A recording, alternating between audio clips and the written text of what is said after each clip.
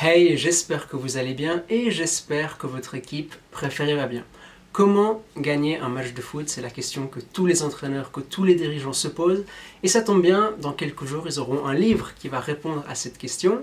Alors, c'est 4 auteurs qui ont écrit ce livre, ceux qui ont écrit aussi Comment regarder un match de foot, Les entraîneurs révolutionnaires et plus récemment L'Odyssée du 10, Julien Momon que vous connaissez sûrement, Raphaël Cosmidis, Philippe Kargoff et Christophe Kuchli que j'ai aujourd'hui avec moi. Salut Christophe.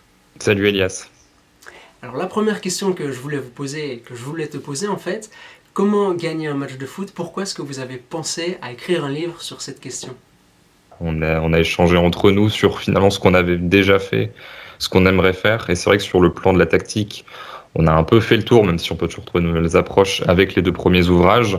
Le troisième, on s'est vraiment concentré sur un poste. Et puis finalement, je pense qu'est quand même émergé l'idée que c'est bien la tactique, etc.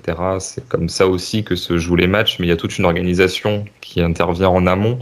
Et on est tous intéressés par ce qui est data, on est tous intéressés par savoir comment un petit peu fonctionne le scouting, comment est-ce que sont structurés les clubs pour vraiment optimiser la performance. Et en plus, je pense que le fait que ce titre rappelle pas mal le titre du premier livre fait on a vraiment eu cette idée d'en gros savoir comment fonctionne un club de foot vraiment, si on part tout en haut de l'échelle du président à tout en bas l'intendant, et voilà toutes les strates qu'il y a entre les deux. Donc dire exactement quelle était la démarche, je ne saurais pas dire qui nous a fait aboutir à ça, mais en tout cas c'était vraiment je pense une volonté qu'on avait de d'expliquer aux gens finalement comment fonctionne le football de manière générale et un club, parce que je pense que il peut y avoir parfois une vision un petit peu simplifiée, les joueurs sont sur le terrain et basta, alors qu'en fait c'est beaucoup beaucoup plus complexe que ça. Mhm. Et quand vous préparez l'ouvrage, j'avais cru comprendre que vous avez fait une espèce de tour comme ça de ce qui se fait en France, de ce qui se fait en Europe. Comment vous vous êtes pris pour la rédaction? Où est-ce que vous êtes allé voir? Alors, ça a forcément pris du temps. Je pense qu'on a eu la tâche un peu facilitée avec le premier confinement en France, puisque du coup les interlocuteurs étaient plus faciles à joindre, puisque comme il n'y avait pas de football, ils avaient un peu plus de temps libre, alors que sinon quand on essaye d'appeler des gens du milieu du foot, pendant la saison c'est quand même assez compliqué, et pendant les vacances, généralement ils profitent de leurs vacances. Donc on a pu lancer ça sur mars, avril, etc. 2020. On a vraiment essayé de cibler les profils, c'est-à-dire que plutôt que de chercher à avoir des noms, parce que typiquement sur l'Odyssée du 10, même si le livre là, c'est plus que ça, on avait été chercher les Totti, les Valéron, les Hadji, les Litmanen, etc. Donc on était quand même assez content d'avoir ces profils-là. Là, plutôt que de se dire on va absolument essayer d'avoir, je sais pas, le président de Barcelone, enfin des choses vraiment prestige, on a ciblé des profils, c'est-à-dire qu'on s'est dit il faut qu'on ait des analystes vidéo, il faut qu'on ait des recruteurs, il faut qu'on ait des préparateurs physiques. Voilà, c'est vraiment de couvrir toutes les strates.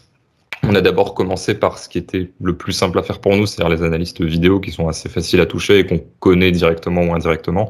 Et ensuite, on a étendu un petit peu la recherche pour arriver sur des choses assez spécifiques, type nutritionniste, type spécialiste du sommeil, qui sont des profils qui existent, qui sont un petit peu plus rares, qui sont utilisés seulement par des joueurs de manière individuelle ou par certains clubs. Mais voilà, le but était vraiment de couvrir tout ce qui peut avoir trait à la performance au sein d'un club. Et ensuite, il y avait quand même un aspect qui nous répond, quoi. C'est-à-dire, il y a quelques nutritionnistes qui sont vraiment impactants dans le football. Bon, on a pris celui qui nous répondait et qui était intéressant, on va dire. Et aussi cibler les clubs qui bossent bien. Typiquement sur le pôle mental, le club le plus en pointe en France, c'est l'OL. Donc on est allé chercher du côté de l'OL pour discuter de ça. Il y a une partie de votre livre qui s'appelle Comment créer une culture de club. À quel point ça c'est important dans la performance? Parce que quand on parle du Barça, ok, il y a une culture de club, ça va aussi au-delà de l'idée, ça se retrouve sur le terrain, mais est-ce que ça on peut le retrouver dans des clubs de Ligue 1 ou dans des clubs de Liga? Est-ce que ça a vraiment un rôle si important que ça pour gagner justement? Déjà, ce qu'il faut vraiment comprendre, c'est-à-dire que le titre du livre, forcément, a un petit côté incitatif. On donne pas une méthode, parce que si on avait vraiment une méthode qui serait valable pour tout, on n'écrirait pas un livre, on la vendrait à des clubs et on serait riche, quoi. Donc, on viendrait toquer à la porte d'un président et puis on lui dirait, il faut faire ça, ça, ça. Alors évidemment, au fil de la lecture, on se rend compte qu'il y a quand même des structurations qui sont plus efficaces que d'autres, mais il faut prendre en compte le contexte général.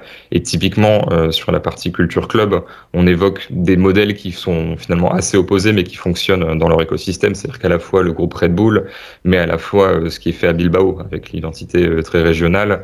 Et par exemple, alors évidemment, il y a certains interlocuteurs qui peuvent être, je sais pas, moqués, mais qui en tout cas n'ont peut-être pas forcément la meilleure image auprès de tout le monde. Mais Andoni Zubizarreta, qu'on a dans le bouquin, qui nous explique très clairement comment a été fait le choix de Luis Enrique comme coach.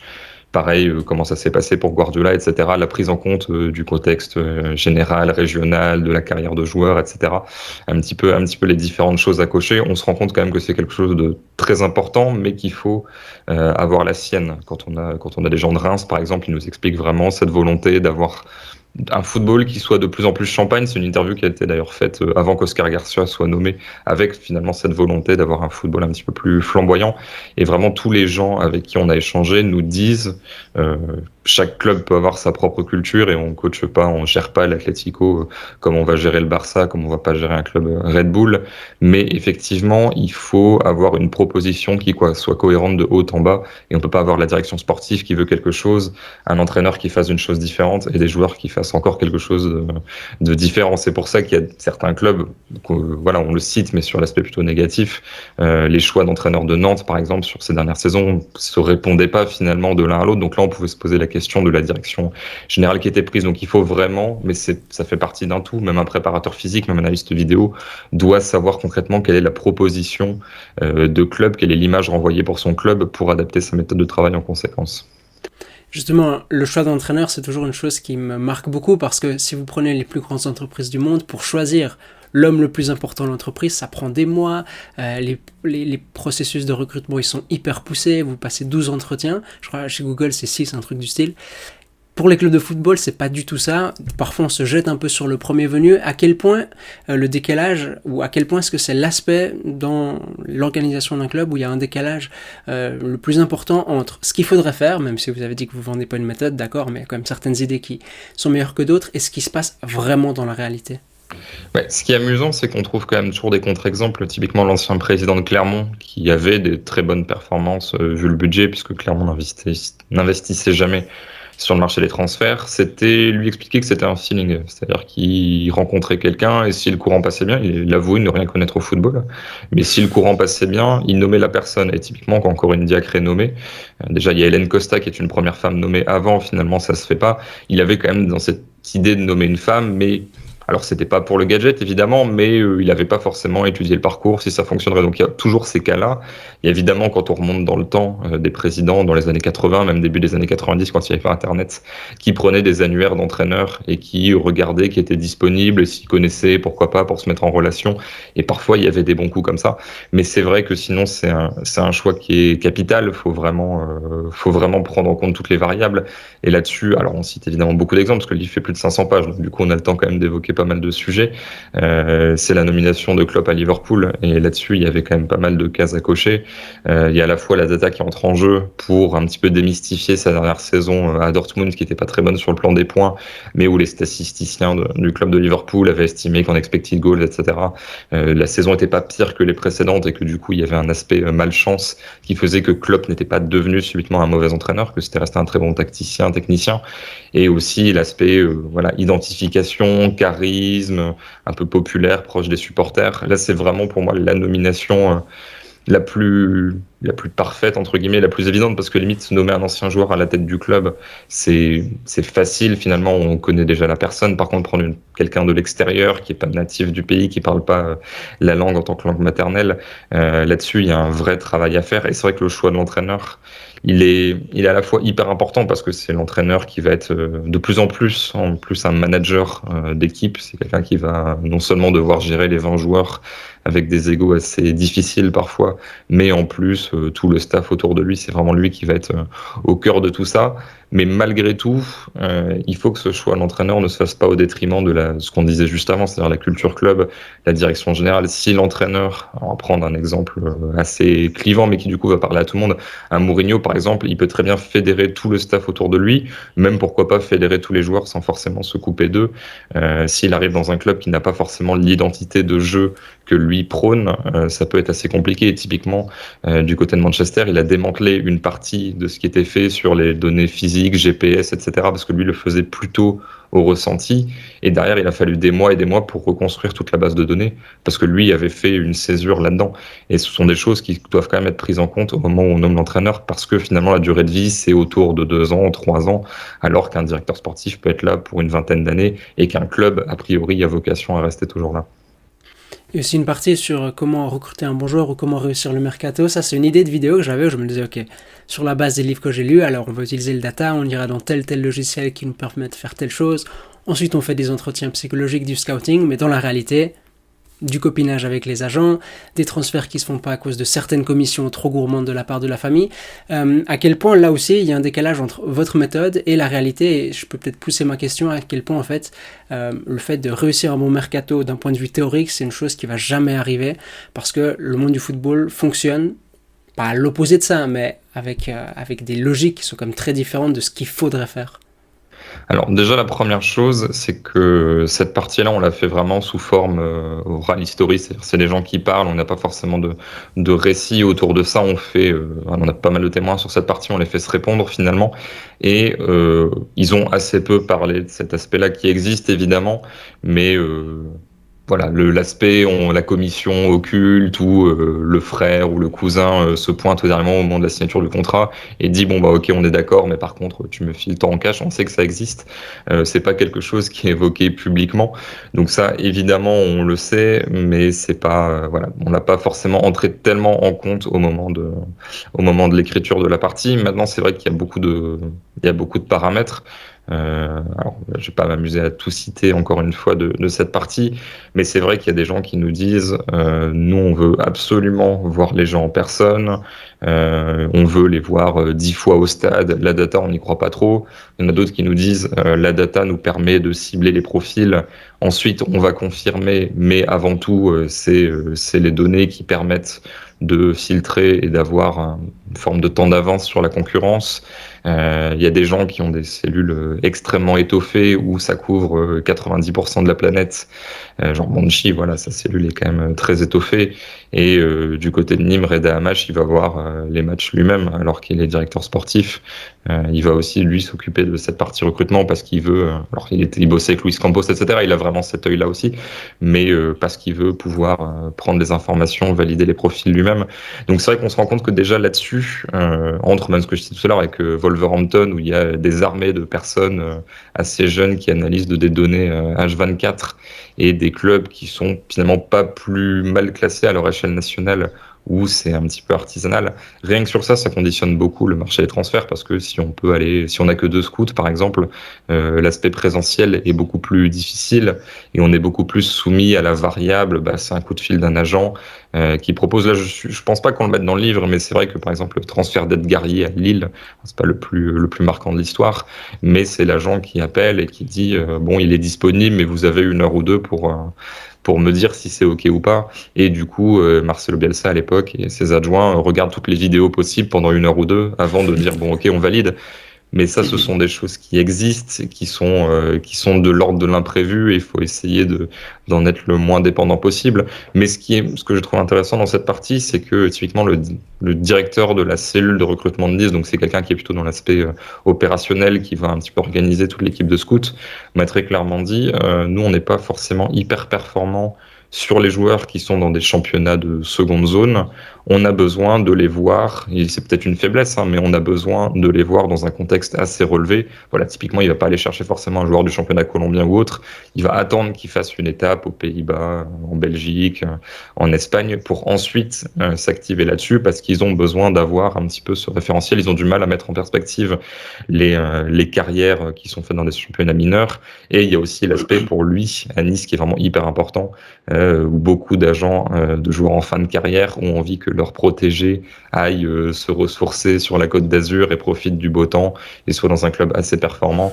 Et il m'a dit, ok, alors à divers degrés, hein, mais il y a eu des Snyder, il y a eu des Ben Arfa, il y a eu des Balotelli, plus ou moins avancés dans leur carrière, mais voilà, qui étaient des joueurs assez référencés. Il me dit, des coups de fil comme ça, on en reçoit beaucoup, et on refuse beaucoup de profils de joueurs où vraiment les noms claquent, mais il faut savoir faire les bons choix et savoir où on est le joueur dans cette carrière-là. Donc c'est vrai qu'aussi, selon les clubs, les variables sur le mercato sont pas les mêmes, parce que ça, du côté de Reims, on a beaucoup moins d'agents, de joueurs un peu stars sur la deuxième partie de carrière qui vont appeler pour placer leur élément à Reims. Et puis enfin, il y a une partie sur les supporters. Comment gérer les supporters, cette partie, elle s'appelle. Comment est-ce que les gens du football, ils nous voient, nous, les supporters? Mais ce qui est assez amusant, c'est que c'est vraiment rapport au caractère finalement. Mais la plupart quand même des gens qu'on a interrogés, alors on a essayé de cibler aussi des profils qui avaient joué dans des contextes un peu chauds, parce que même si encore une fois on peut se poser la question de si tu fais toute ta carrière du côté de Monaco ou voilà dans des villes qui sont un petit peu moins marquées, soit sur le niveau de la pression populaire, soit sur le niveau du stade, il y a aussi de l'intérêt. Mais voilà, quand on va chercher des Diawara, des Cherou, des Lorik Sana, même Claude Niakpa qui a joué en Irak, Ricardo Fati qui a fait Corse, Turquie, Grèce, voilà, des championnats où il y a vraiment beaucoup d'ambiance. La plupart nous disent que finalement, en fait, ça peut avoir un effet ultra négatif quand tes propres supporters te sifflent. Déjà, ça, c'est un truc qui peut être embêtant. Et surtout, c'est l'aspect psychologique, on va dire, de rater son début de match et de perdre confiance et que les supporters te sifflent d'entrée. En gros, il y a quand même un aspect très confiance où, sur le début de match, il vaut mieux pas trop prendre de risques dans tes gestes techniques pour vraiment bien rentrer, être en confiance et finalement pas perdre le soutien des supporters. Mais limite que le plus dangereux, on va dire, ça serait de perdre la confiance de son propre public, parce que si c'est un public adverse qui est hostile, la plupart, alors peut-être qu'il y a une partie voilà, où on va pas dire l'inverse, où ça fait bien de dire ça, mais la plupart nous disent que ça les motive finalement. Alors après, Claude Niakpa nous racontait des histoires de racisme en Espagne. Là, c'est un petit peu plus. Il y a aussi cet aspect, je vais vous faire fermer vos bouches, je vais vous montrer. Ça touche quand même beaucoup plus profondément l'homme. Donc là-dessus, c'est un sujet un petit peu plus touchy. Mais sinon, oui, un public entier sur des derbies de Rome pour Lorik Sana, des choses comme ça, qui est contre vous. Généralement, ça donne envie de se surpasser. Donc ça, dans le stade, ça dépend aussi de l'homme. Certains vont être beaucoup plus facilement anéantis par la pression d'un public. Maintenant, ce que tous disent, même si on a plutôt touché des joueurs en deuxième partie de carrière, par exemple Eric Dimeco à qui on a parlé, lui n'a pas forcément connu ça. La partie réseaux sociaux, elle est quand même vraiment difficile à gérer, et à la fois eux, mais voilà les directeurs sportifs qu'on a eu, enfin voilà tous les gens qui gravitent dans cet écosystème du foot nous disent que ça par contre c'est très compliqué, parce que c'est impossible de pas voir, parce que même si le joueur n'est sur rien, ses amis le seront forcément. Il y aura forcément des membres de la famille, surtout qu'en plus, quand on est footballeur, on a généralement beaucoup d'amis, des amis, des cousins éloignés qui diront ah t'as vu les tweets, ah t'as vu tout le monde t'insulte, et ça revient forcément aux oreilles. Et là, c'est sûr que sans forcément aller sur des épisodes dépressifs, même si ça existe aussi, ça impacte les performances quand les supporters invisibles finalement d'époques qui n'allaient pas au stade se déchaînent de manière plus ou moins bonne, que ça soit sur Twitter, même sur des petits forums quand on est dans des plus petits clubs et que finalement il y a un ou deux sites officiels de supporters. Là, c'est sûr que ça touche les hommes, et là-dessus, c'est vrai que les joueurs sont obligés d'essayer de prendre une forme de distance avec les supporters, même quand ça va bien. Parce que quand ça va mal, ils savent que ça peut être assez violent à affronter. Et malheureusement, ça ne s'arrêtera pas finalement, parce que les réseaux sociaux ne s'arrêteront pas, donc ça n'ira qu'en augmentant, tant que le football sera un sport qui sera aussi suivi dans la planète. C'est sûr, c'est sûr. Un petit appel aussi à l'audience, mais en faisant les épisodes de Ma vie de footballeur pour Copa Arena, c'est une chose que les joueurs disaient beaucoup, hein, les réseaux sociaux, c'est vraiment difficile à gérer les critiques. Du coup, voilà, il faut être attentif à ça en tant que personne qui tweet ou qui font des commentaires, etc. Merci Christophe. Votre livre, il sort dans 4 jours, le 26 août, dans toutes les librairies à côté de chez vous. Comment gagner un match de foot? Merci à toi pour l'invitation. À bientôt. Voilà, c'est la fin de cette vidéo, j'espère que ça vous aura donné envie d'acheter le livre. C'est un collectif d'auteurs que j'affectionne particulièrement parce que j'ai beaucoup appris au sujet du football grâce à eux. Et vous verrez, en fin du livre, c'est très drôle, c'est une coïncidence, mais il y a 2 chapitres qui parlent de thèmes qu'on a abordés tout récemment sur la chaîne. 1. Les pénaltys. 2. La causerie de la mi-temps. Nous, on se retrouve comme d'habitude dans une semaine, dimanche 10h. D'ici là, portez-vous bien. Allez, à toutes.